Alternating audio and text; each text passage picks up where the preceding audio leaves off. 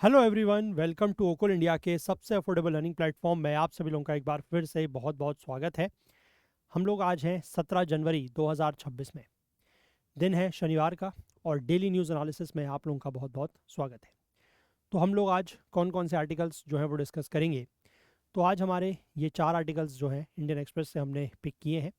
अच्छे आर्टिकल्स हैं, important articles हैं, तो इनके बारे में हम लोग बात करेंगे। ठीक है, सबसे पहला आर्टिकल जिसके बारे में डिस्कस किया जाएगा वो होगा असम का काजीरंगा। ठीक है, असम के काजीरंगा में एक एलिवेटेड कॉरिडोर जो है वो बनाने की बात की जा रही है ना। और इससे क्या फ़ायदा होगा? इससे फ़ायदा ये होगा कि जो एनिमल की डेथ्स हो रही है, ठीक है, उसको यहाँ पर रोका जा सकता है। एक तो ये आर्टिकल इंपॉर्टेंट है। दूसरा आर्टिकल ये बात कर रहे हैं कि how Trump's new Iran tariff has taken the aroma of India's basmati exports. ठीक है, यहाँ पर ट्रंप ने ये कहा है कि जो भी देश ईरान के साथ ट्रेड करेगा, व्यापार करेगा, उसके ऊपर एक्स्ट्रा 25% जो है वो टैरिफ लगाया जाएगा। और इंडिया जो है वो ईरान को काफ़ी ज़्यादा मात्रा में बासमती राइस जो है वो एक्सपोर्ट करता है, तो कैसे इसके ऊपर असर पड़ सकता है वो हम लोग डिस्कस करेंगे।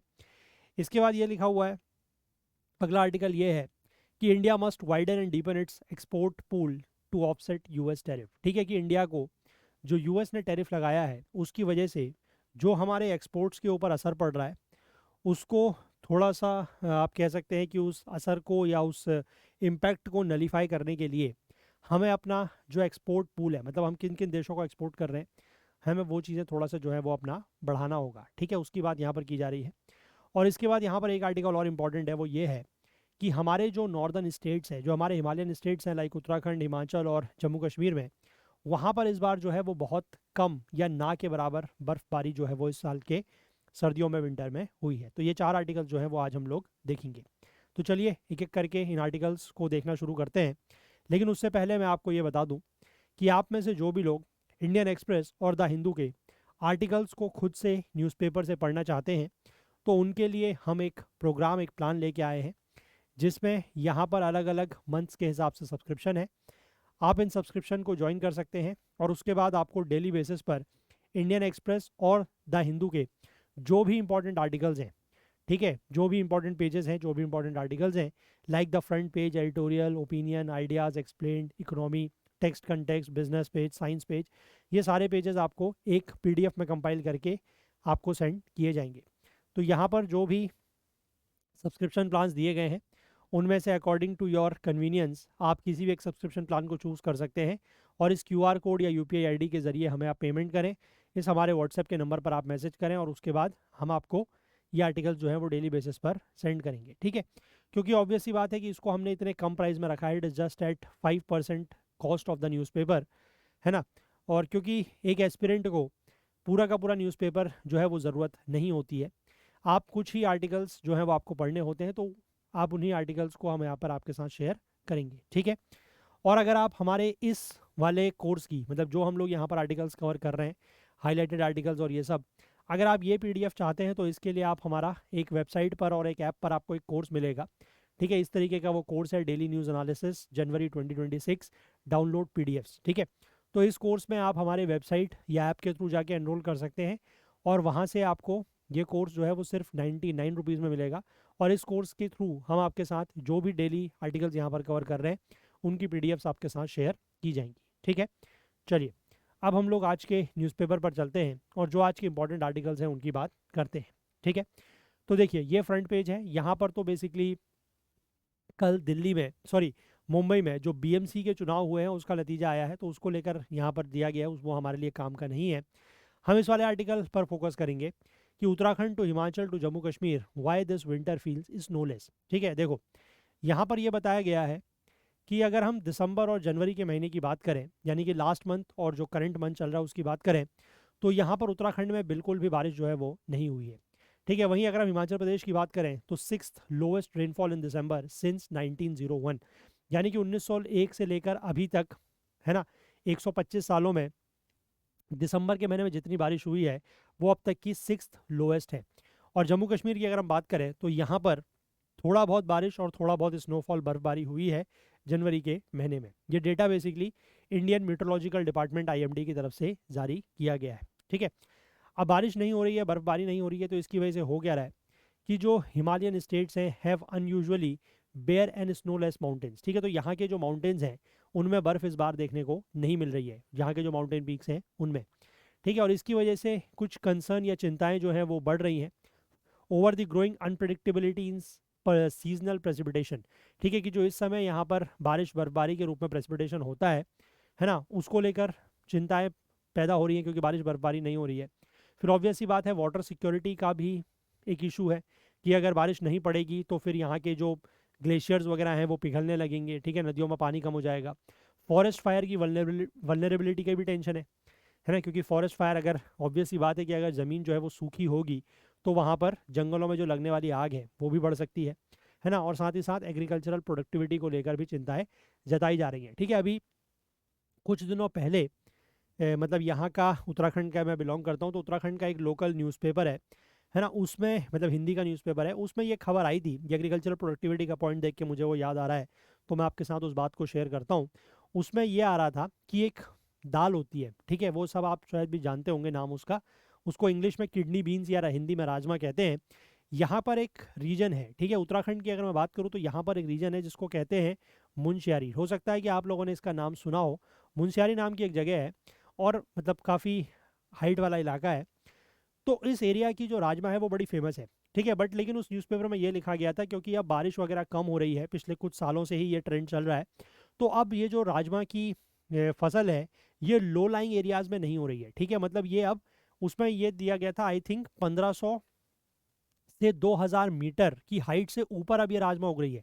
और उसके पीछे रीज़न यही बताया गया है क्योंकि क्लाइमेट चेंज होने की वजह से, ग्लोबल वार्मिंग होने की वजह से जिस तरीके से टेम्परेचर्स बढ़ रहे हैं, है ना, तो उसकी वजह से ये जो राजमा का जो कल्टीवेशन होता था वो अब नीचे इलाकों में नहीं हो रहा है। 1500 मीटर से नीचे के इलाकों पर ये राजमा नहीं पाई जा रही है, जबकि मुनस्यारी की राजमा जो है वो काफ़ी फेमस मानी जाती है। ठीक है, तो ये यहाँ की एक लोकल न्यूज़पेपर में ये खबर थी, तो मैंने आपको साथ शेयर किया इसको, है ना। अब यहाँ पर देखिए क्या लिखा हुआ है कि अगर हम बात करें तो पूरे इंडिया के लिए ही इस बार का जो विंटर है वो थोड़ा सा ड्राई रहा है। ठीक है, जितना अभी जो मतलब फर्स्ट हाफ ऑफ जनवरी का जो महीना है, जनवरी के शुरुआती 15 दिन, उस समय जितनी बारिश यहाँ पर एक्सपेक्टेड है उसकी 1/4 बारिश ही जो है वो इस बार हुई है। ये पूरे ओवरऑल इंडिया की बात ये लोग कर रहे हैं। ठीक है, सेकंड पेज पे इसको कंटिन्यू करेंगे, है ना, वही चीज़ लिखी गई है। लेकिन जो नॉर्थ वेस्ट रीजन है, मतलब पूरे ओवरऑल इंडिया में भी 1/4 यानी कि आप कह सकते हैं कि 25% जितनी नॉर्मली एक्सपेक्टेड बारिश है उतनी हुई है, 25% से कम। ठीक है, लेकिन अगर हम नॉर्थ वेस्ट रीजन की बात करें तो यहाँ पर सबसे ज़्यादा असर पड़ा है। ठीक है, जितना इस पीरियड के दौरान यानी कि फर्स्ट 15 डेज ऑफ जनवरी, यानी कि जनवरी के शुरुआती 15 दिनों में जितनी बारिश होती है उससे लगभग सिर्फ 8% के आसपास बारिश यहाँ पर हुई है। ठीक है, अब यहाँ पर एक्सपर्ट्स का ये कहना है कि हिमालयन स्टेट जैसे कि उत्तराखंड में जो विंटर्स हैं वो increasing they are getting increasingly dry over the past decade. ठीक है, यही बताया गया है कि पिछले लगभग एक दशक में ये ट्रेंड देखने को मिल रहा है कि हिमालयन स्टेट जैसे कि उत्तराखंड में जो सर्दियां हैं, जो विंटर का समय है, वो ड्राई होता जा रहा है। ठीक है, पिछले 10 सालों की अगर हम बात करें तो सिर्फ 4 ही ऐसे मौके या ओकेजन्स रहे हैं जब उत्तराखंड में रिसीव्ड वेरी लिटिल रेन इन जनवरी। ठीक है, कि जनवरी में बहुत कम बारिश हुई है, सिर्फ 4 ओकेजन्स में ऐसा देखने को मिला है। And this indicates that this trend is becoming common. और ये इससे ये पता लग रहा है कि ये जो ट्रेंड है ये कॉमन बनता जा रहा है। 2024-25 के विंटर सीजन की अगर हम बात करें तो यहाँ पर नॉर्थ वेस्टर्न रीजन में 96% रेनफॉल जो है वो कम हुई है। ठीक है, और स्टडीज़ में ये देखा गया है कि marginal declining trend in the winter season rainfall over some pockets of north India.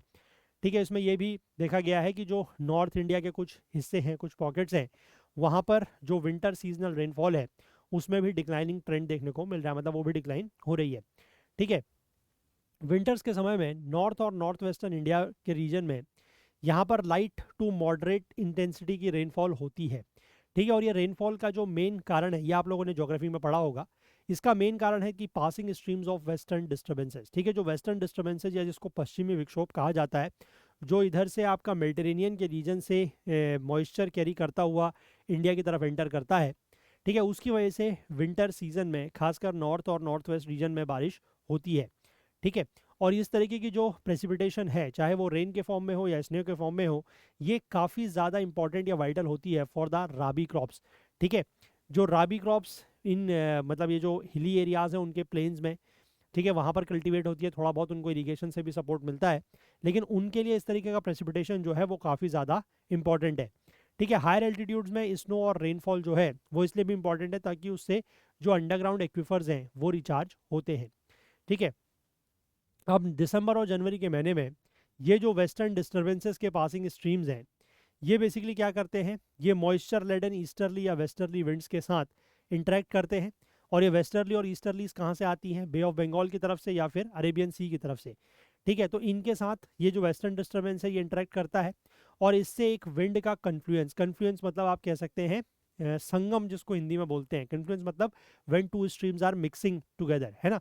तो इससे एक कन्फ्लुएंस बनता है that happens normally over the Himalayas. ठीक है, और ये हिमालयाज के ऊपर ही नॉर्मली होता है और इसी की वजह से हिमालयाज रीजन्स में स्नो या रेनफॉल जो है वो देखने को मिलता है। ठीक है, लेकिन इस साल जो वेस्टर्न डिस्टर्बेंसेस हैं वो इतने ज़्यादा स्ट्रॉन्ग नहीं है कि वो रेनफॉल क्रिएट कर सके, है ना। दिसंबर में अगर हम बात करें तो 8 वेस्टर्न डिस्टर्बेंसेस के स्ट्रीम्स, जनरली नॉर्मली तो 6 रहते हैं, बट इस बार 8 जो है वो स्ट्रीम्स क्रॉस किए over the northern most Indian reason, लेकिन इनसे बारिश बहुत कम हुई। ठीक है, क्योंकि इसके पीछे रीज़न बताया गया है कि वेस्टर्न डिस्टर्बेंसेस में जो मॉइस्चर्स हैं वो काफ़ी कम है और इसकी वजह से जो लो प्रेशर का एक जोन बनता है वो भी काफ़ी शैलो जोन बना, है ना, मतलब लो प्रेशर बहुत ज़्यादा लो नहीं हुआ, तो इसकी वजह से ये मॉइस्चर को लिफ्ट नहीं कर पाया।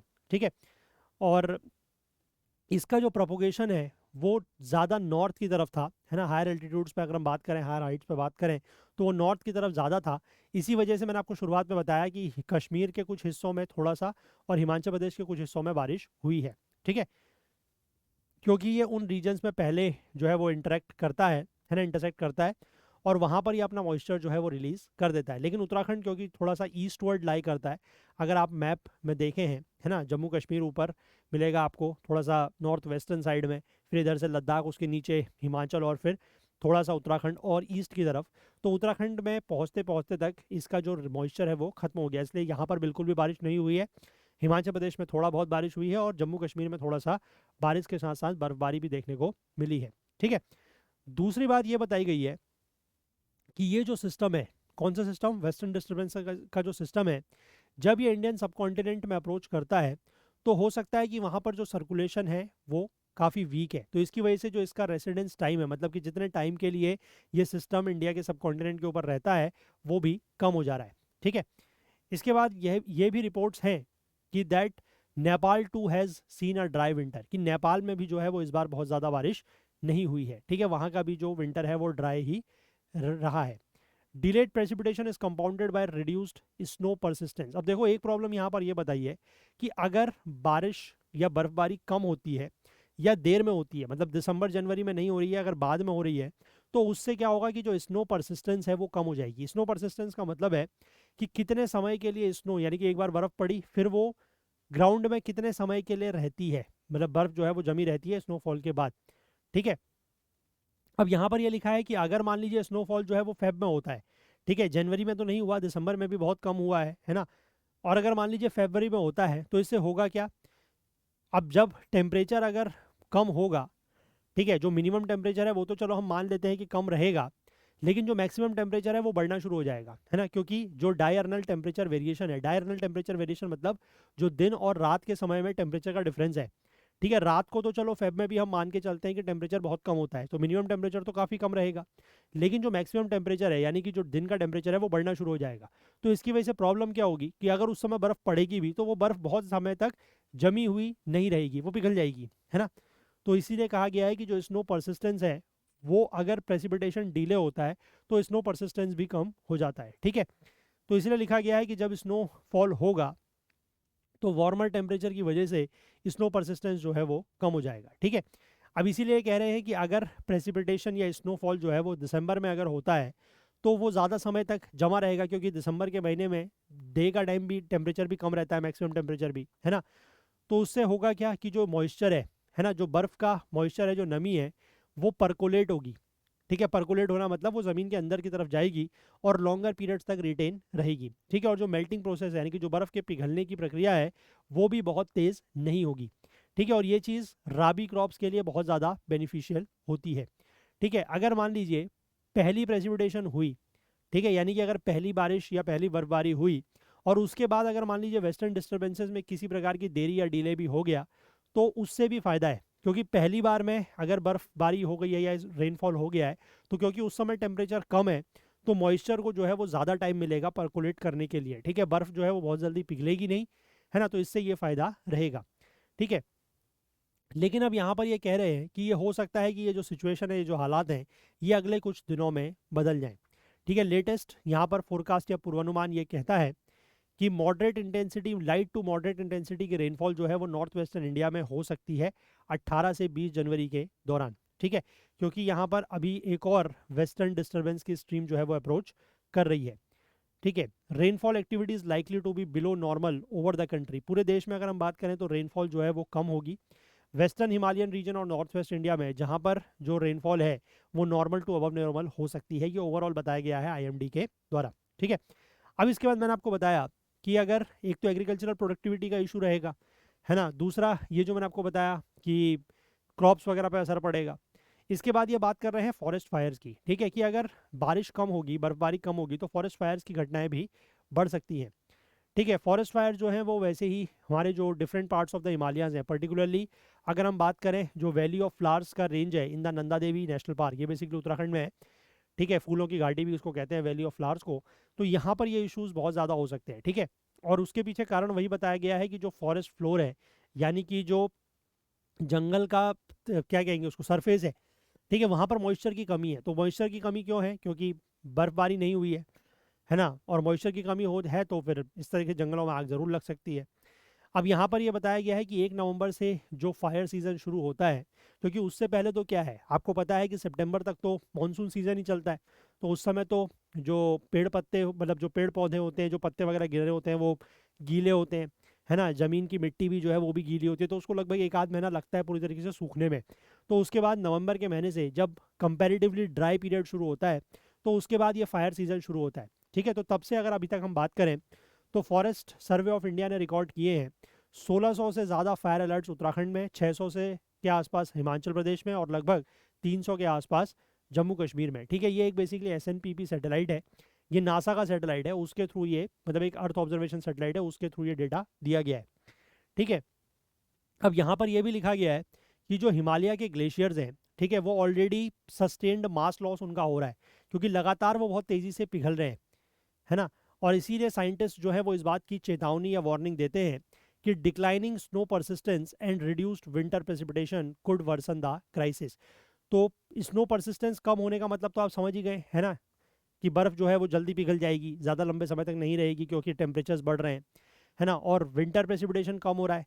तो इसकी वजह से ये जो ऑलरेडी हिमालयन ग्लेशियर्स अपना मास लॉस कर रहे हैं या आप कह सकते हैं रिसीड कर रहे हैं, ये संकट या ये क्राइसिस और ज़्यादा बढ़ सकता है। ठीक है, अब इसके बाद यहाँ पर इन्होंने यही लिखा है कि glaciers could melt earlier than the season begins. ठीक है, कि मैंने जैसे मान लीजिए पिछले साल की बर्फ़ हुई है उससे वो ग्लेशियर में और ज़्यादा बर्फ़ जम गई है, लेकिन हो सकता है क्योंकि वो तेज़ी से टेम्परेचर्स बढ़ रहे हैं थ्रू आउट द ईयर, तो वो अगले साल की बर्फ़ पड़ने से पहले ही हो सकता है कि वो ग्लेशियर जो है वो पिघल जाए। ठीक है, तो इससे प्रो ग्लेशियल और सुप्रा ग्लेशियल लेक्स बन सकते हैं। अभी मैं आपको इमेज में दिखाऊंगा कि क्या होते हैं ये। तो प्रो ग्लेशियल और सुप्रा ग्लेशियल लेक्स बन सकते हैं, इनसे ग्लेशियल लेक आउटबर्स्ट फ्लड्स का जो खतरा है वो भी बढ़ता है। ठीक है, चलो मैं आपको एक बार ये लेक्स दिखा देता हूँ। देखिए, ये आपको दिख रहा है, दिस इज अ ग्लेशियर। ठीक है, ये एक ग्लेशियर है। इस ग्लेशियर में जैसे यहाँ पर आपको ये रीजन दिखाई दे रहा है, ठीक है, इसको कहते हैं प्रो ग्लेशियल लेक। अब ये क्या है कि जैसे मान लीजिए कोई ग्लेशियर का जो एंड पार्ट है, ठीक है, जो एंड पोर्शन है ग्लेशियर का, अगर वो पिघल गया, उसकी अगर बर्फ पिघल गई तो क्या होगा, वो बर्फ पिघल के एक, मतलब वहाँ पर अगर कोई आप कह सकते हैं कोई डिप्रेशन तरीके का है, कोई गड्ढा किस्म का है, तो वो पानी से भर जाएगा, है ना, एक लेक बन जाएगी, तो उसको कहते हैं प्रो ग्लेशियल लेक। ठीक है, और अगर मान लीजिए ग्लेशियर के बीच में कोई इस तरीके का, बीच में बर्फ़ पिघल गई और ग्लेशियर के बीच में अगर कोई कोई डिप्रेशन है या कोई लो लाइंग एरियाज टाइप का है, उसमें कोई गड्ढा सा है, कोई पानी भर गया, उसको कहते हैं सुप्रा ग्लेशियल लेक। ठीक है, इस बात को आप ध्यान रखेंगे, what is a supra glacier lake and what is a pro glacier lake. इन दोनों के बीच का अंतर मैंने आपको बता दिया है। सुप्रा ग्लेशियर लेक जो है वो ग्लेशियर के बीच में बनता है, और प्रो ग्लेशियर लेक जो है वो ग्लेशियर के कोने में बनता है, कि जहाँ से बर्फ पिघल रही है वहाँ से। ठीक है ना, समझ गए इस बात को आप। चलिए, अब इसके बाद ये लिखा है कि जो इक्विलिब्रियम लाइन एल्टीट्यूड है, जो कि मार्क करता है द एरिया और zone on a glacier where accumulation is balanced by ablation over 1 year could shift upwards. ठीक है, अब ग्लेशियर्स में जो इक्विलिब्रियम लाइन एल्टीट्यूड है वो भी ऊपर की तरफ को शिफ्ट हो सकता है। इक्विलिब्रियम लाइन एल्टीट्यूड का मतलब वही है कि जैसे मान लीजिए ग्लेशियर में बर्फ पड़ी, ठीक है, अगर मैं आपको इसको एक छोटा सा ऐसी एक रफ डायग्राम बना के दिखाऊं कि लेट से ये ग्लेशियर है, ठीक है, इस ग्लेशियर में बर्फ पड़ी। अब इस ग्लेशियर में जब बर्फ पड़ी तो इस पर बर्फ इकट्ठा हो गई, ठीक है। अब क्या होगा कि पूरे साल भर तो बर्फ पड़ नहीं रही है ना।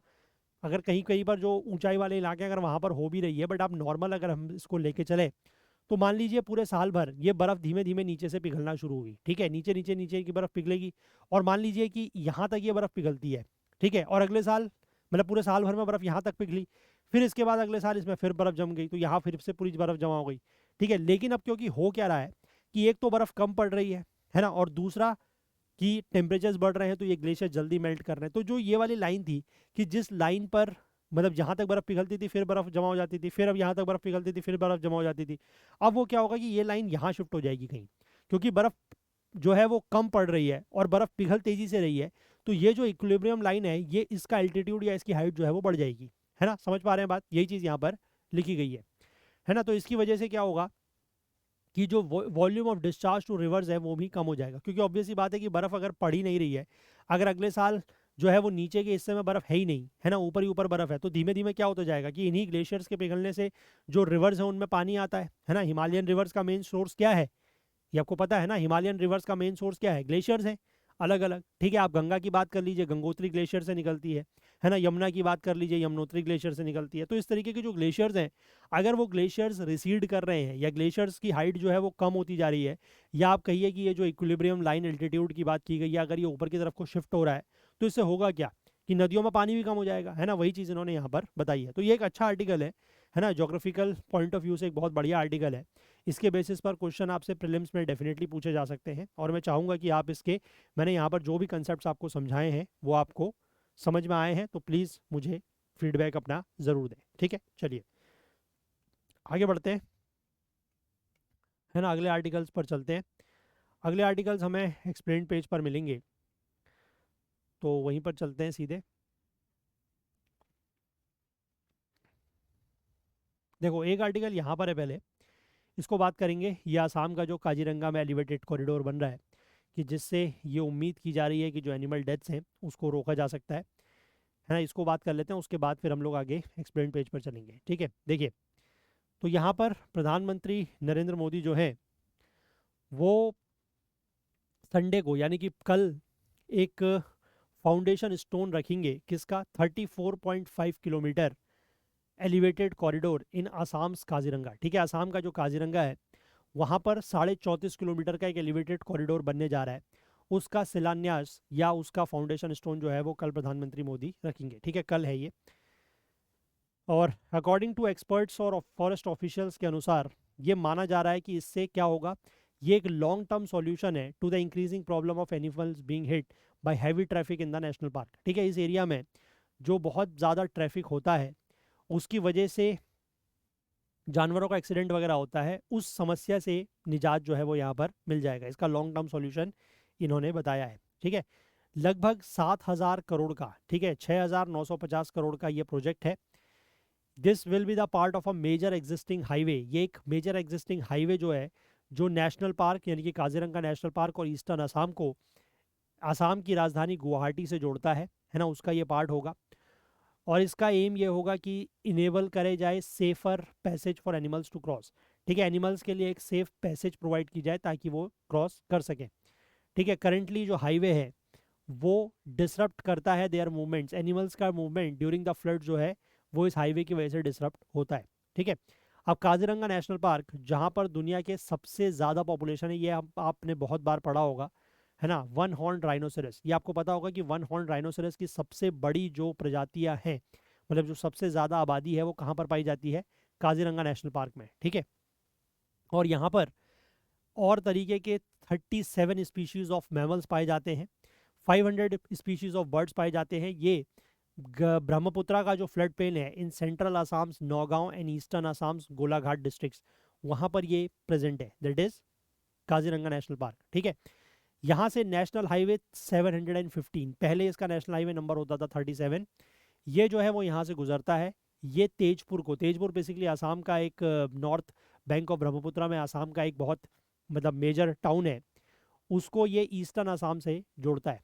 ठीक है, तो ये बेसिकली सदर्न बाउंड्री बनती है नेशनल पार्क की, और इसके अक्रॉस जो है वो कार्बी आंगलोंग के हिल्स जो है वो लाए करते हैं। ठीक है, इस साल के अक्टूबर में अगर हम बात करें तो यूनियन गवर्नमेंट की cabinet committee on economic affairs ने यहाँ पर पहले ये कहा था कि 86 किलोमीटर का जो स्ट्रेच है ना, 2 लेन स्ट्रेच, उसको थोड़ा सा क्या किया जाएगा, चौड़ा किया जाएगा और 4 लेन्स बनाया जाएगा। ठीक है, और इसी major part of this stretch जो है वो इस पार्क की बाउंड्री से या उसके थ्रू गुजरता है। And the approved project involves a construction, और इसी प्रोजेक्ट में ये था कि 34.5 किलोमीटर का एक एलिवेटेड कॉरिडोर भी बनाया जाएगा, ताकि उस कॉरिडोर के नीचे का जो एरिया है ना, वो एनिमल्स के क्रॉस मूवमेंट के लिए यूज़ किया जा सकता है from the national park to the Karbi Anglong hills. ठीक है, अब सरकार के अनुसार इस में होगा क्या कि जो 30 किलोमीटर की एग्जिस्टिंग रोड्स ठीक है ना, उनको जो है वो अपग्रेड किया जाएगा, और साथ ही साथ 21 किलोमीटर के ग्रीन फील्ड बनाए जाएंगे बाईपासेस अराउंड द टाउन्स। ठीक है, मतलब ये जो शहर है वहाँ के, दैट इज जखाला बंदा एंड बोखा कट, इन शहरों से बाईपास बनाए जाएंगे। ठीक है, तो इससे फ़ायदा क्या होगा कि जो एग्जिस्टिंग कॉरिडोर्स हैं उनमें थोड़ा सा ट्रैफिक कम होगा, है ना, सेफ्टी इंप्रूव होगी, और साथ ही साथ जो डायरेक्ट कनेक्टिविटी है between Guwahati and Kaziranga national park और जो नुमालीगढ़ का इंडस्ट्रियल टाउन है उसके बीच की जो कनेक्टिविटी है वो भी बेहतर होगी। ठीक है, अब यहाँ का जो वाइडर लैंडस्केप मतलब एक तो यहाँ पर लोअर रीजन में ब्रह्मपुत्रा के फ्लड प्लेन्स हैं, वेटलैंड्स हैं, है ना, ग्रासलैंड्स हैं, और हाईलैंड्स में मैंने आपको बताया कि जो कार्बी आंगलोंग के हिल्स हैं वो है। ठीक है, ये बेसिकली कई सारे एनिमल्स के लिए एक नेचुरल हैबिटेट है ना। अब देखो, काजीरंगा की जो बाउंड्री है वो ह्यूमंस के द्वारा डिफाइंड नहीं है, मतलब ह्यूमंस के द्वारा डिफाइंड है बट नॉट बाय एनिमल्स। अब जब फ्लड सबमर्ज करती है, जब इस नेशनल पार्क का ज़्यादातर हिस्सा जो है वो बाढ़ में डूब जाता है, क्योंकि बाढ़ जो है वो यहाँ पर बहुत ज़्यादा आती है ना, ब्रह्मपुत्रा की वजह से, तो एनिमल्स जो हैं वो साउथ की तरफ चले जाते हैं, क्योंकि जो हाईलैंड्स का रीजन है, हाईलैंड्स मतलब जो ये कार्बी आंगलोंग के हिली एरियाज़ हैं, वहाँ पर एनिमल्स चले जाते हैं, और बाद में जब बाढ़ का पानी कम हो जाता है तो फिर ये वापस अपने जो लो लाइंग एरियाज़ हैं वहाँ पर आ जाते हैं। ठीक है, अब लेकिन क्योंकि ये डेवलपमेंट की वजह से यहाँ पर ये हाईवे और ह्यूमन हैबिटेशंस का एरिया है, तो इसकी वजह से इनका जो नेचुरल पैसेज है एनिमल्स का वो डिसरप्ट होता है। ठीक है, अब यहाँ पर ये लिखा गया है कि जो एनिमल्स का अटेम्प्ट किया जाता है इस बिजी हाईवे को क्रॉस करने के लिए, यहाँ पर लगभग हर दिन 13,800 से ज़्यादा पैसेंजर कार जो है वो इस हाईवे से गुजरती हैं, है ना, तो वो इन जानवरों के लिए इस तरीके का अटेम्प्ट करना, इस हाईवे को क्रॉस करना, वो काफ़ी डेडली साबित हो सकता है। यहाँ पर गुवाहाटी की यूनिवर्सिटी की एक रिसर्च टीम है जिसने 2022 में ये स्टडी करी कि ये जो नेशनल हाईवे 715 है, इसमें अक्टूबर 2016 से लेकर सितंबर 2017 के बीच में कितने जो है वो डेथ्स हुई हैं। ठीक है, इसमें यह पाया गया है कि लगभग 6,000 से ज़्यादा इंडिविजुअल एनिमल्स जो हैं वो कोलिजन्स में मारे गए हैं। ठीक है, एनिमल्स के कोलिजन हुआ है, टक्कर हुई है व्हीकल्स के साथ। ठीक है, और इंडियन लेपर्ड की अगर हम बात करें, 63% occur during the flooding period of April to September, और 63% जो इंडियन लेपर्ड्स की डेथ हुई है वो इसी दौरान हुई है, फ्लडिंग के दौरान। ठीक है, अब जो ये मेजर फैक्टर है इन रोड किल्स का वो है व्हीकल्स की हाई स्पीड। ठीक है, तो व्हीकल जो काफ़ी तेज़ी से उस हाईवे से गुजरते हैं तो उनसे ये जानवर टकरा के उनकी डेथ हो जाती है। ठीक है, तो इसीलिए ये कहा गया है कि स्पीड जो है उसको भी रिड्यूस किया जाना चाहिए, और इसी के साथ साथ कुछ और प्रॉपर मिटिगेशन डिज़ाइन जो हैं उनको भी अडॉप्ट करना चाहिए, ताकि जो एनिमल्स का मूवमेंट है वो सेफ हो सके। ठीक है, और सभी एनिमल जो है वो एग्जिस्ट कर सके। तो इसके बाद यहाँ पर इनका ये कहना है, जो ये रिसर्चर्स हैं, कि हमें डेवलपमेंट जो है वो रोकने की ज़रूरत नहीं है, लेकिन प्रॉपर और इको फ्रेंडली डिज़ाइन जो है वो इनकॉर्पोरेट करने की ज़रूरत है ना, और इनोवेशंस करने की ज़रूरत है, ताकि चीज़ें सही तरीके से हो सके, ताकि हम ये जो वेक्यूलर कोलिजन्स है ना, इनको रिड्यूस कर सकें। ठीक है, अब यहाँ पर ये भी कहा गया है कि ये जो समस्या है वो समय के साथ साथ बढ़ती ही जा रही थी। इस रोड पर जो ट्रैफिक है, ठीक है, जो ये कार्बी आंगलोंग और काजीरंगा का जो लैंडस्केप है, इसको जोड़ने वाली जो रोड है, यहाँ पर ट्रैफिक दिन पर दिन बढ़ता जा रहा है ना। और ये जो कंटिन्यूस मूवमेंट है व्हीकल्स का, इसकी वजह से जो ये एनिमल्स का नेचुरल पैसेज है वो ब्लॉक हो रहा है ना। तो इसके लिए हमें इन एनिमल्स के लिए पैसेज ढूंढने की ज़रूरत है, और उसको मैनेज किया जा सकता है अगर हम ये इंश्योर कर लें कि जो ये एलिवेटेड रोड बनेगी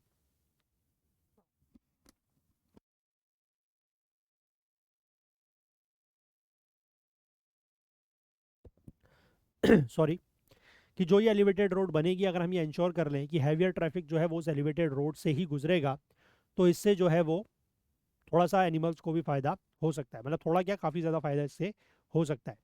ठीक है, इसके बाद कुछ एक्टिविस्ट ने ये भी कंसर्न्स रेज किए हैं कि जो कंस्ट्रक्शन एक्टिविटी होगी, ठीक है, इस प्रोजेक्ट को इम्प्लीमेंट करने के लिए वहाँ पर पूरा जो एलिवेटेड कॉरिडोर बनाया जाएगा, उससे क्या होगा, उससे उससे भी एनिमल जो है वो डिस्टर्ब होंगे, है ना। तो अब इनका यहाँ पर ये कहना है कि ओवरपास जो बनाया जाएगा ये एक परमानेंट सॉल्यूशन है। ठीक है, कि ये जो बहुत लंबे समय से ये लॉन्ग स्टैंडिंग प्रॉब्लम है, इसका ये एक परमानेंट सॉल्यूशन है। और हमें ये ध्यान रखना होगा कि कंस्ट्रक्शन के दौरान जो डिस्टर्बेंसेज हैं वाइल्ड लाइफ को, वो कम से कम हो। और ऐसा करते हुए हम इस समस्या का एक परमानेंट सॉल्यूशन जो है वो कर सकते हैं। ठीक है, आई होप बात समझ में आई। एनिमल ह्यूमन कन्फ्लिक्ट, ठीक है, very major issue and very important topic in your GS paper 3 environment, है ना। Wild life conservation, wild life animal conflict, wild life human conflict, या ह्यूमन एनिमल कन्फ्लिक्ट आप कह सकते हैं। तो इंपॉर्टेंट आर्टिकल है, ठीक है। चलो, इसके बाद एक्सप्लेन्ड पेज पर आएंगे, वहाँ पर दो आर्टिकल्स डिस्कस करने हैं, उनको देख लेते हैं। तो देखिए, सबसे पहला आर्टिकल तो ये वाला है ना, कि India must widen and deepen its export pool to offset the US tariffs. अब यहाँ पर ये बताया गया है कि इस साल का जो महीना रहा है दिसंबर का, ठीक है, मतलब लास्ट ईयर 25 का जो दिसंबर का महीना रहा है, उस दौरान हमने टोटल जो एक्सपोर्ट किया है दैट इज़ $38.5 बिलियन का। और ये जो एक्सपोर्ट है वो पिछले साल दिसंबर, यानी कि दिसंबर 2024 के कंपैरिजन में उस समय $37.8 बिलियन का एक्सपोर्ट था। तो सिर्फ 1.8% का इंक्रीज उसमें देखने को मिला है। ठीक है, ये data basically commerce and industry ministry ने जारी किया है। अब दिसंबर के महीने की अगर हम बात करें, तो हमने इंपोर्ट जो है वो बहुत ज़्यादा किया है as compare to the export. और ज़्यादातर हम लोग यही रहता है कि हम लोग इंपोर्ट ज़्यादा करते हैं, एक्सपोर्ट कम करते हैं, इसीलिए हमारा ट्रेड डेफिसिट बना रहता है। तो अगर इस दौरान हम अपने इंपोर्ट की बात करें, यानी कि दिसंबर 2025 में, तो $63.55 बिलियन का रहा है, जो कि लास्ट ईयर के दिसंबर 2024 के कंपैरिजन में 9% ज़्यादा है। तो इसका मतलब ये है कि एक्सपोर्ट और इंपोर्ट के बीच का जो डिफरेंस है, जो गैप है, जिसको हम ट्रेड डेफिसिट या व्यापार घाटा बोलते हैं, दिसंबर 2025 में वो हो गया है $25 बिलियन का। ठीक है, अब यहाँ पर इस डेटा में जो एक चीज़ इंटरेस्ट की है वो ये है कि हम इस चीज़ को समझें कि जो 50% का टैरिफ लगाया गया है डोनाल्ड ट्रंप के एडमिनिस्ट्रेशन के द्वारा, जो अगस्त से शुरू हुआ है, उसका इन चीज़ों पर कितना असर है। ठीक है, और साथ ही साथ इंटरेस्ट की एक चीज़ ये भी है कि क्या इंडिया के जो एक्सपोर्ट्स हैं to the rest of the world have behaved. ठीक है, कि सिर्फ यूएस को तो चलो हम समझ ही रहे हैं कि यूएस में टैरिफ आने की वजह से हमारा थोड़ा एक्सपोर्ट जो है वो प्रभावित हुआ है, इम्पैक्ट उसको हुआ है, लेकिन बाकी देशों में हमारा एक्सपोर्ट की स्थिति क्या है। ठीक है, कि जब से ये यूएस ने इतना ज़्यादा टैरिफ हमारे ऊपर लगाया है, तो उसके बाद हमारा एक्सपोर्ट जो बाकी देशों को है उसका क्या सिचुएशन है। तो यहाँ पर अगर हम बात करें, तो यहाँ पर ये कहा गया है कि year on year growth rates देखने की बजाय अगर हम मंथ ऑन मंथ डेटा के ऊपर ध्यान दें, और वो भी उसमें जो सीजनल वेरिएशन होती है उसको एडजस्ट करके, तो इससे हमें ये चीज़ साफ पता लगती है कि इंडिया का जो एक्सपोर्ट मोमेंटम है वो कमज़ोर हुआ है। ठीक है, सिक्वेंशियल मोमेंटम मतलब वही जो हम मंथ ऑन मंथ की बात कर रहे हैं, तो ये मंथ ऑन मंथ जो सीजनल एडजस्टेड है, इसका एवरेज 0.7% का है। ठीक है, जनवरी से जुलाई के बीच में, यानी कि ये तब का पीरियड है जब टैरिफ्स नहीं लगे थे। ठीक है, और इसके पीछे रीज़न बताया गया है front loading demand. Front loading demand का मतलब होता है कि देखो, अगर आप ये एंटिसिपेट करो कि आने वाले समय में कुछ ऐसा होने वाला है कि जिससे चीज़ों के दाम बढ़ने वाले हैं, ठीक है, तो आप क्या करोगे, अभी से उस चीज़ को जो है वो इकट्ठा करके रख लोगे, है ना। ज़्यादा परचेज करोगे तो डिमांड बढ़ जाएगी, तो उसी को कहते हैं फ्रंट लोडिंग डिमांड। ठीक है, कि मतलब फ्यूचर को एंटिसिपेट करते हुए या फ्यूचर की मैं प्राइस वॉलेटिलिटी या प्राइस आप कह सकते हैं कि इन्फ्लेशन को देखते हुए या इन्फ्लेशन को एंटिसिपेट करते हुए आप किसी सामान को ज़्यादा खरीद लें या मार्केट में उसकी डिमांड ज़्यादा हो जाए, तो उसको कहा जाता है फ्रंट लोडिंग डिमांड। ठीक है, क्योंकि डोनाल्ड ट्रंप ने बहुत पहले से ही ये इशारा कर दिया था कि हम इस तरीके के टैरिफ्स वगैरह लगाएंगे, तो उसके बाद ये पता था कि अगर टैरिफ्स वगैरह लगेंगे तो जो ट्रेड है वो प्रभावित होगा, उस पर इम्पैक्ट आएगा, तो इसलिए जो है वो थोड़ा सा डिमांड चीज़ों की बढ़ी, है ना। तो यहाँ पर बताया गया है कि 0.7% जो हमारा month on month seasonally adjusted ये रहा है एवरेज, है ना, जनवरी से जुलाई 2025 के बीच में, है ना। लेकिन इसके बाद अगस्त से दिसंबर 2025 के बीच में, यानी कि जब टैरिफ लागू हुआ, उसके बाद हमारा एवरेज 0.1% पर आ गया है। ठीक है, समझ रहे हैं बात। अब ये जो वीकनेस है ये सिर्फ एक ही तरीके के प्रोडक्ट्स में नहीं है। ठीक है, एक्सपोर्ट्स की अगर हम बात करें, गुड्स की, सॉरी इलेक्ट्रॉनिक्स की, या इंजीनियरिंग गुड्स की, या पेट्रोलियम और टेक्सटाइल्स की, ये सारी चीज़ों का एक्सपोर्ट जो है वो कम हुआ है। ठीक है, इनकी जो एक्सपोर्ट्स की ग्रोथ है वो कम हुई है। इसके बाद फार्मा की अगर हम बात करें, केमिकल्स की बात करें, या जेम्स एंड ज्वेलरीज की बात करें, तो सिक्वेंशियल बेसिस पर यानी कि मंथ और मंथ बेसिस पर इनका जो एक्सपोर्ट ग्रोथ है वो कम हो रहा है। ठीक है, अब इसके बाद यहाँ पर ये कहा गया है, मतलब यहाँ तो मैंने आपको ये ऊपर ऊपर जो है वो ओवरऑल डेटा बताया। ठीक है, अगर इसके बाद हम बात करें कि इंडिया का एक्सपोर्ट जो है अमेरिका को, वो भी कम हो रहा है। ठीक है, चाहे एनुअल बेसिस पर बात करें चाहे सिक्वेंशियल बेसिस पर बात करें, दोनों में कम हो रहा है। जो average sequential momentum of export growth है वो जनवरी से जुलाई के बीच में जब टैरिफ नहीं था तो 1.9% थी, और वहाँ से गिर के अगस्त से दिसंबर के बीच में 50% टैरिफ के बाद ये -1.4 आ गई है। यानी कि ग्रोथ तो अब नहीं हो रही है, बल्कि ये हमारा जो एक्सपोर्ट है वो कम होता जा रहा है। ठीक है, इसके बाद हमारा जो एक्सपोर्ट है चाइना को, उसमें थोड़ा सा बढ़ोतरी देखने को मिली है। ठीक है, थोड़ा सा, बहुत ज़्यादा नहीं, लगभग $2 बिलियन के आसपास एक महीने का एक्सपोर्ट हमारा चाइना को बढ़ा है ना। और इसकी वजह से वही है कि हम थोड़ा सा जो हमारा अमेरिका को एक्सपोर्ट कम हुआ है, हम उसी को कंपनसेट करने की, ऑफसेट करने की कोशिश कर रहे हैं। हालांकि वो उतना ज़्यादा होगा नहीं, क्योंकि अमेरिका से जो हमारा एक्सपोर्ट है वो $7 बिलियन से कम हो गया है, तो हम उसके बदले 2%, मतलब $2 बिलियन का बढ़ा रहे हैं, तो कोई बहुत ज़्यादा नहीं है। ठीक है, इसके बाद ये भी बताया गया है कि बाकी दुनिया को, यानी कि चाइना और यूएस में तो बता दिया हमने कि कम हो रहा है, चाइना में बड़ा है, थोड़ा बहुत बड़ा है, बहुत ज़्यादा नहीं। लेकिन बाकी दुनिया को जो हमारा एक्सपोर्ट है वो भी फ्लैट रहा है। ठीक है, फ्लैट रहा है मतलब कि उसमें बहुत ज़्यादा चेंज देखने को नहीं मिले हैं। अब सीधी सी बात है कि अगर एक्सपोर्ट्स कम होंगे तो इससे जो रुपया है वो प्रभावित होता है ना। क्योंकि अगर एक्सपोर्ट्स कम होंगे तो उससे होगा क्या कि करेंसी की जो डिमांड है वो कम होगी, और करेंसी की डिमांड अगर कम होगी तो जो एक्सचेंज रेट है उसके ऊपर प्रेशर पड़ेगा, है ना। तो इससे हो क्या रहा है कि जो muted growth in exports means policy maker must redouble efforts to find newer markets and deepen the existing one outside the US in order to ensure that the high tariffs don't derail exports. तो ये जो हमारा exports में muted growth मतलब कि बहुत ज़्यादा growth देखने को नहीं मिल रही है, तो इसका मतलब ये है कि जो पॉलिसी मेकर्स हैं उनको क्या करना होगा, अपने एफर्ट्स को डबल करना होगा। ठीक है, अपने एफर्ट्स को बढ़ाना होगा ताकि हम नई मार्केट ढूंढ सकें, है ना। जो हमारी एग्जिस्टिंग मार्केट्स है उनके साथ हम अपना जो रिलेशन है उसको और बेहतर बना सकें आउटसाइड द यूएस, ताकि जो अमेरिका की तरफ से इतने ज़्यादा टैरिफ्स लगाए गए हैं ये हमारे एक्सपोर्ट्स को डिरेल ना कर दें। ठीक है, इसीलिए आपको पता है कि इंडिया की ईयू के साथ, यानी कि यूरोपियन यूनियन के साथ जो ट्रेड डील है वो, मतलब उस पर लेकर काफ़ी एफर्ट्स डाले जा रहे हैं, क्योंकि अमेरिका के साथ तो ट्रेड डील हो नहीं रही, और वो कब होगी उसका कोई पता भी नहीं है फिलहाल, है ना। लेकिन यूरोपियन यूनियन के साथ अभी हमने बहुत ज़्यादा फोकस कर रहे हैं। ठीक है, अभी न्यूजीलैंड के साथ हमने हाल फिलहाल में डील किया, उसके बारे में हमने डिस्कस किया था, है ना। और अभी तो डोनाल्ड ट्रंप ने ये भी कह दिया, अभी आज के न्यूज़पेपर में आया इसी में, कि डोनाल्ड ट्रंप का ये कहना है कि जो अमेरिका ग्रीनलैंड के ऊपर कब्जा करना चाहता है, तो जो देश अगर उस चीज़ को, मतलब अमेरिका के इस आप कह सकते हैं एक्टिविटी को या इस इंटेंशन को सपोर्ट नहीं करेगा, तो उसके ऊपर और टैरिफ लगाया जाएगा। मतलब डोनाल्ड ट्रंप के पास सिर्फ एक ही हथकंडा है, वो है टैरिफ का। अगर आप कुछ भी करें, है ना, ईरान के साथ आप ट्रेड करेंगे तो आपके ऊपर टैरिफ लगा दिया जाएगा। अगर आप उसके ग्रीनलैंड के जो प्रपोजल है या जो ग्रीनलैंड की उसकी इंटेंशन है, अगर उसको सपोर्ट नहीं करेंगे तो टैरिफ लगा दिया जाएगा। मतलब हर चीज़ को लेकर एक ही चीज़ है, ठीक है, टैरिफ। ठीक है, तो उस टैरिफ की वजह से नुकसान हो रहा है, ऑब्वियस सी बात है। तो वो नुकसान को कम करने के लिए या उसकी भरपाई करने के लिए हमें और नए मार्केट्स जो हैं वो तलाश करने होंगे। ठीक है, अब यहाँ पर वही डेटा दिया गया है कि हमारा जो एक्सपोर्ट है, अगर हम चाइना की बात करें तो थोड़ा बहुत बड़ा है। ठीक है, अमेरिका को जो हमारा एक्सपोर्ट है वो आप देख सकते हैं उसमें गिरावट है। ठीक है, और बाकी कंट्रीज़ में भी जो हमारा एक्सपोर्ट है वो उसमें कोई बहुत ज़्यादा अंतर देखने को नहीं मिल रहा है। ठीक है ना, समझ गए बात।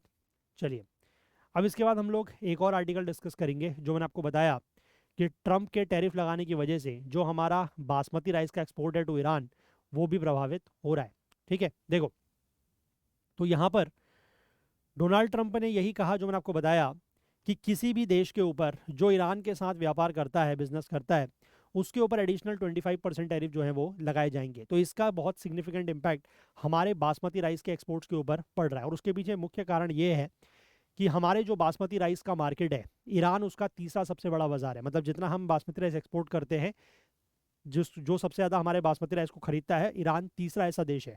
ठीक है, अगर हम 2024-25 के डेटा की बात करें तो हमने लगभग 6000 मिलियन के आसपास, 6000 मिलियन डॉलर के आसपास का जो बासमती राइस है वो एक्सपोर्ट किया। उसमें से लगभग 753.2 मिलियन डॉलर के आसपास का बासमती राइस किसने खरीदा है? Islamic Republic of Iran. ठीक है, सबसे पहले नंबर पर, यहाँ से ये वाला डेटा याद रखिएगा कि सबसे ज़्यादा हमारा जो बासमती राइस खरीदता है जो देश, वो है सऊदी अरेबिया। ठीक है, 1203.67 मिलियन डॉलर्स का इसने बासमती राइस खरीदा। दूसरे नंबर पर है इराक, ठीक है, जिसने 850.08 मिलियन का खरीदा। और तीसरे नंबर पर है ईरान। याद रखिएगा इस ऑर्डर को, Saudi Arabia, Iraq and Iran. Quantity के टर्म्स में अगर हम बात करें तो हमने लगभग 60 लाख टन के आसपास टोटल एक्सपोर्ट किया बासमती राइस का, जिसमें से ईरान ने जो है वो लगभग 8.5 लाख टन खरीदा, इराक ने 9.06 और सऊदी अरेबिया ने सबसे ज़्यादा, दैट इज़ 11.74 लाख टन। ठीक है, और अगर हम इस साल में बात करें तो इस साल में ईरान ने जो है वो इराक से ज़्यादा खरीदा है। ठीक है, क्योंकि ईरान का जो एक्सपोर्ट है, मतलब ईरान को जो हम एक्सपोर्ट करते हैं, वो इस साल के यानी कि अप्रैल नवंबर 2024 के कंपैरिजन में 4.95 था उस समय, और इस साल के अप्रैल टू नवंबर के महीनों में ये बढ़ के 5.99 हो गया, यानी कि 20% के आसपास इसमें बढ़ोतरी हुई है। और अगर हम वही बात करें कि इराक में जो एक्सपोर्ट था पिछले साल वो 5.16 था, उसमें 2.9% की गिरावट हो गई, 5.01 हो गया है। और अगर हम बात करें सऊदी अरेबिया की तो यहाँ पर भी जो है वो कॉन्ट्रैक्ट हुआ है। ठीक है, 6.89 लाख था, 2.8% कम होकर 6.70 लाख हो चुका है। ठीक है, अब ये तो सिर्फ ऑफिशियल फिगर्स हैं जो मतलब हम लोग डायरेक्टली एक्सपोर्ट करते हैं। अब यहाँ पर यह भी लिखा गया है कि जो ईरान को ज़्यादातर हम लोग मतलब बासमती राइस एक्सपोर्ट करते हैं वो दुबई के रास्ते भी जाता है। ठीक है, डायरेक्ट ना जाके दुबई के रास्ते भी जाता है। ठीक है, दुबई ने या यूएई ने 2024-25 में इंडिया से लगभग 3.89 lakh tonne of rice, basmati rice जो है वो इंपोर्ट किया।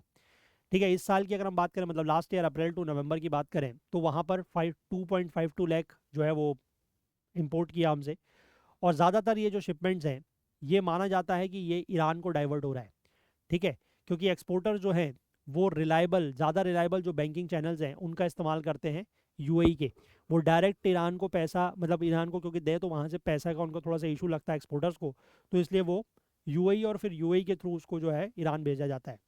ठीक है, तो एक्सपोर्टर जो हैं वो या तो प्रेफर करते हैं कि दुबई के थ्रू शिपिंग की जाए, या फिर जो ईरानियन गवर्नमेंट टेंडर्स निकालती है, ठीक है, वहाँ की जो government trading corporation of Iran या फिर जो ईरान गारमेंट कंपनी लिमिटेड या जहाज सब्स कंपनी है, ये जो टेंडर्स निकालती है उनमें बेचा जाता है। ठीक है, तो ये दोनों रूट्स जो हैं वो ज़्यादा सेफर हैं पेमेंट के हिसाब से, है ना। ये अगर आप डायरेक्टली ईरान के प्राइवेट बायर्स को अगर डायरेक्टली बेचते हैं तो उसमें कुछ पैसे का उनको इशू होता है, तो इसलिए वो इस रास्ते से भेजा जाता है कि जो थोड़ा सा सेफ रहे उनके लिए पैसा वगैरह के मामले में। ठीक है, लेकिन अब ये जो ट्रंप ने नए 25% एक्स्ट्रा टैरिफ लगाने की बात की है, तो इससे ये हो सकता है कि इन रिस्की रूट्स, मतलब कम रिस्की रूट जो है यूएई वाला, वहाँ से भी असर पड़ जाए।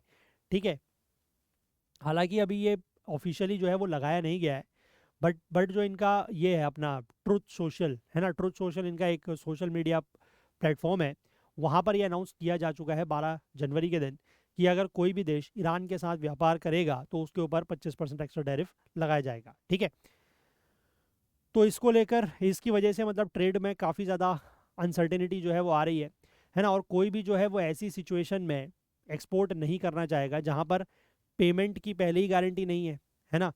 जो पहले आपने राइस शिप किया उसकी गारंटी नहीं है, और ऐसे सिचुएशन में 25% का और टैरिफ तो कौन झेलेगा उसको, है ना।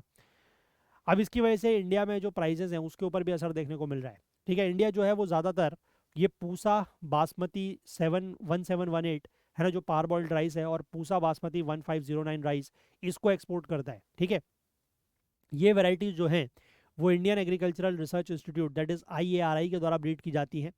इनका ईरान में जो है वो बहुत अच्छा मार्केट है। ठीक है, क्योंकि इनकी जो कैरनल लेंथ है यानी कि जो चावल के दाने की लेंथ है वो एक तो काफ़ी अच्छी होती है, और इनकी जो वॉल्यूम एक्सपेंशन कैपेसिटी है वो भी बहुत बढ़िया है। यानी कि अगर आप एक कप राइस लोगे 1718 या 1509 का, तो उससे लगभग कुक करने के बाद, उसको पकाने के बाद वो 4.5 कप हो जाता है। ठीक है, तो यानी कि अब क्योंकि ईरान जो है वो एक इस्लामिक कंट्री है, तो वहाँ पर बिरयानी वगैरह ज़्यादा खाई जाती है, तो उससे फ़ायदा उनको यही है कि अगर आप सेम क्वांटिटी ऑफ राइस का यूज़ करेंगे तो आपको ज़्यादा प्लेट बिरयानी जो है वो इन राइस से मिल सकती है, क्योंकि इनकी सॉरी जो वॉल्यूम एक्सपेंशन कैपेसिटी है वो काफ़ी ज़्यादा है, यानी कि पकाने के बाद ये बहुत ज़्यादा ज़्यादा हो जाती है मात्रा इनकी, है ना। अब ये पूसा 1509 बासमती रेट्स राइस के जो रेट्स हैं वो हरियाणा की मंडी में 54-55 रुपये पर किलो से अक्टूबर के महीने का रेट था, और दिसंबर तक आते आते ये रेट लगभग 13-14 रुपये बढ़ के 68 रुपीज़ पर किलो तक पहुंच गया। ठीक है, लेकिन पिछले महीने के बाद से, जब से ईरान में इशू स्टार्ट हुआ है, प्रोटेस्ट वगैरह होने लगे हैं, तब से प्राइस जो है वो कम हो गया है, 63-64 रुपीज़ के आसपास आ गया है। ठीक है, सिमिलरली ये जो पूसा 1718 के प्राइस हैं ये भी 70 से कम हो गए, 65-66 तक आ गए। ठीक है, पूसा पैडी ये 1509 के जो पैडी प्राइसेस हैं वो पर किलो, मतलब धान की जो फसल है उसका प्राइस 3200 रुपये प्रति कुंटल था। वहाँ से पिछले 3-4 दिनों में मतलब 3200 रुपये प्रति कुंटल पर आ गया है, 3300-3400 रुपये हुआ करता था जब वहाँ पर ये प्रोटेस्ट वगैरह हो रहे थे उससे पहले। ठीक है, अब बासमती का एक्सपोर्ट्स जो इंडिया से ईरान की तरफ जाता है 2019 18-19 में सबसे ज़्यादा था। ठीक है, लगभग 15 लाख टन के आसपास, $1.5 बिलियन उसकी वैल्यू थी। लेकिन फिर उसके बाद अमेरिका ने सेंक्शंस लगाए, है ना, जब पहला ट्रम्प का एडमिनिस्ट्रेशन था नवंबर 2018 में, तो उसके बाद ये जो एक्सपोर्ट्स हैं ये कम हो गए। ठीक है, अब उसके बाद धीमे धीमे सेंक्शंस का असर देखने को मिला, और वहाँ पर क्या हुआ कि जो फॉरेन एक्सचेंज है उसकी शॉर्टेज हो गई, है ना, तो पेमेंट इश्यूज होने लगे, तो इसकी वजह से फिर एक्सपोर्ट वहाँ को कम कर दिया गया हमने हमारे तरफ से। ठीक है, अब ये जो ट्रम्प ने 25% अनाउंस यहाँ पर किया है, ठीक है, इससे पहले एक और इशू था कि जो इस्लामिक रिपब्लिक है उसने एक और फैसला लिया था 1 जनवरी से, उसने ये कहा था कि वो सब्सिडाइज्ड फॉरेन करेंसी नहीं प्रोवाइड कराएंगे। ठीक है, पहले वहाँ पर बेसिकली क्या होता था कि जो असेंशियल प्रोडक्ट्स के इंपोर्टर्स हैं, जैसे असेंशियल प्रोडक्ट राइस है ना, तो उसके जो इंपोर्टर्स हैं वो पहले डॉलर एक्सेस कर सकते थे at a preferential exchange rate of 28,000 to tomans. ठीक है, टोमांस बेसिकली वहाँ की, अगर आपको मैं बताऊँ, तो ईरान की ऑफिशियल करेंसी नहीं है। ठीक है, ध्यान रखिएगा, ईरान की ऑफिशियल करेंसी तो रियाल है। ठीक है, that is RIAL, rial, RIAL, that is the official currency of rial, sorry Iran. ठीक है, लेकिन ये जो टोमान करेंसी है ये वो है, क्या बोलते हैं इसको, अनऑफिशियल करेंसी है, लेकिन ज़्यादातर जो वहाँ पर सामान वगैरह खरीदे जाते हैं वो टोमान में खरीदे जाते हैं। ठीक है, and toman that is TOMAN, toman is an, आप ये कह सकते हैं एक इनफॉर्मल करेंसी है, and 1 toman is equal to 10 rials. ठीक है, तो पहले बेसिकली क्या होता था कि आप एक टोमान को 28,000 मतलब $28,000 के बदले आप एक टोमान जो है वो एक्सचेंज कर सकते थे। ठीक है, ये बेसिकली वहाँ का वो था, मतलब सब्सिडाइज्ड एक्सचेंज रेट दिया गया था ये इनको, जो एसेंशियल प्रोडक्ट्स के इंपोर्टर्स हैं उनके लिए। ठीक है, लेकिन नया एयर शुरू होने के साथ ये चीज़ें जो है वो ख़त्म हो गई। अब बेसिकली क्या करना होगा कि जो भी इंपोर्टर्स हैं उनको फॉरेन करेंसी बाय करनी होगी ओपन मार्केट के रेट पे, जो कि लगभग 1,30,000 से लेकर 1,31,000 टोमान्स है $1 के लिए। ठीक है, तो इससे भी काफ़ी ज़्यादा असर वहाँ पर पड़ रहा है ना, तो इसकी वजह से ऑब्वियस सी बात है कि जो ईरान के इंपोर्ट्स हैं वो अनवाइबल हो गए हैं, क्योंकि एक्सचेंज रेट बहुत ज़्यादा हो गया है ना, और एक्सचेंज रेट बहुत ज़्यादा इसलिए भी है क्योंकि ऑब्वियस सी बात है कि ईरान जैसे देश में इन्फ्लेशन बहुत ज़्यादा है, और अगर इन्फ्लेशन बहुत ज़्यादा होगा तो आप समझ सकते हैं कि मतलब आप इसको ऐसे समझ के चलिए कि 1,30,000 तो टोमान्स में है, और 1 toman is equal to 10 riyal, यानी कि आप रियाल में बात करेंगे तो ये तो बहुत ज़्यादा है। ठीक है, तो इन चीज़ों से ऑब्वियस सी बात है कि जो बासमती इंडियन बासमती का ट्रेड है उसके ऊपर असर ज़रूर पड़ेगा। ठीक है, एक तो ट्रम्प का 25% वाला वो फरमान, और साथ ही साथ इनका ये जो फैसला है कि सब्सिडाइज्ड जो एक्सचेंज है वो ख़त्म किया जा रहा है ना, तो अब कोई भी इंपोर्टर है उसको वही जो मार्केट रेट है उसी के बदले एक्सचेंज करना पड़ेगा। वो ऑब्वियस सी बात है कि जो इंटरनेशनल ट्रेड है वो डॉलर में ही होगा, है ना, हम लोग टोमान तो रिसीव करेंगे नहीं, हम टोमान लेके क्या करेंगे। ठीक है, तो हमें तो आप डॉलर ही दे देंगे, है ना, क्लियर है बात। चलिए, तो ये एक और आप कह सकते हैं कि इंटरनेशनल ट्रेड को लगता हुआ डेंट एक्सपोर्ट को, है ना, तो ओवरऑल एक्सपोर्ट असर पड़ रहा है, और ओवरऑल एक्सपोर्ट असर पड़ेगा तो क्या होगा, फिर वही रुपये के ऊपर असर पड़ेगा, रुपया कमज़ोर, डॉलर महंगा। है ना। अब कुछ कुछ तो नेता हमारे देश में ऐसे भी हैं जो कहते हैं कि हम तो रुपये में सामान खरीदते हैं, हमें डॉलर के बढ़ने या घटने से क्या फ़र्क पड़ता है ना। बट ऐसा नहीं है। अगर आप थोड़ा सा भी इकोनॉमी की जानकारी रखते हैं तो आपको ये समझ में आता है कि अगर डॉलर मतलब महंगा मजबूत हो रहा है या रुपया कमज़ोर हो रहा है, तो उससे सिर्फ ऐसे इंपोर्टर एक्सपोर्टर जो व्यापार करते हैं, अंतर्राष्ट्रीय व्यापार या इंटरनेशनल ट्रेड करते हैं, सिर्फ उनको ही असर नहीं पड़ता है, बल्कि देश में हर वस्तु के ऊपर असर पड़ता है। ठीक है ना। चलिए, तो यही सारे आर्टिकल्स थे जो आज हमें डिस्कस कर रहे थे। और जाने से पहले मैं आपको ये बता दूं कि अगर आप इस साल का प्रीलिम्स दे रहे हैं 2026 का, तो जनरल स्टडीज़ करंट अफेयर्स की टेस्ट सीरीज हम आपके लिए लेके आए हैं only at 599 rupees, total 51 test. और इसके साथ साथ सी सेट की टेस्ट सीरीज है, total 40 test, only at 499 rupees. आप हमारे ऐप या वेबसाइट में जाके इनको एनरोल कर सकते हैं। और अगर आप ये दोनों टेस्ट सीरीज़ को एक साथ परचेस करेंगे तो मैं आपको कुछ एक्स्ट्रा डिस्काउंट दूंगा। उसके लिए आप हमारी वेबसाइट हमारा जो व्हाट्सएप नंबर है 9150449990, इस पर हमसे व्हाट्सएप के थ्रू कांटेक्ट कीजिएगा और मैं आपको कुछ एक्स्ट्रा डिस्काउंट दूंगा। लेकिन एक्स्ट्रा डिस्काउंट सिर्फ उन्हीं के लिए होगा जो इन दोनों टेस्ट सीरीज़ को परचेस करेंगे। ठीक है। और बाकी अगर आप सी सेट हमसे पढ़ना चाहें तो लाइव का ऑप्शन भी है आपके पास और रिकॉर्डिंग का ऑप्शन भी है, रिकॉर्डेड क्लासेस और लाइव क्लासेस जिसमें भी आप चाहें ज्वाइन कर सकते हैं। ये सारे के सारे कोर्सेज आपको इनके लिंक्स नीचे डिस्क्रिप्शन में भी मिल जाएंगे, या फिर आप हमारे ऐप या वेबसाइट में जाके भी एनरोल कर सकते हैं। तो चलिए, आज के सेशन में आने के लिए, ज्वाइन करने के लिए बहुत बहुत धन्यवाद आप लोगों का। ये जो कोर्स की पीडीएफ्स हैं, ये आप हमारा ये वाला जो कोर्स है ना, हमारे वेब या वेबसाइट में आपको मिल जाएगा, नीचे डिस्क्रिप्शन में भी लिंक है, उसके थ्रू जाके आप इसको एनरोल कर सकते हैं। और बाकी हमारा ये जो चैनल है ओकुल IAS, इसको आप लोग ज़रूर सब्सक्राइब करें। वीडियोज़ अगर आपको पसंद आ रहे हैं, सेशंस पसंद आ रहे हैं, तो लाइक ज़रूर करें। और जो भी आपसे क्वेश्चंस पूछे जाते हैं उनका जवाब कमेंट्स में दें, और कोई भी आपकी तरफ से फीडबैक हो तो वो भी अपनी बात आप हम तक ज़रूर पहुँचाएँ। तो चलिए, आज के लिए इतना ही। फिर से मिलेंगे अगले सेशन में, तब तक के लिए अपना बहुत बहुत ध्यान रखें। Please do take care of yourself. Thank you. Have a nice day. Bye bye.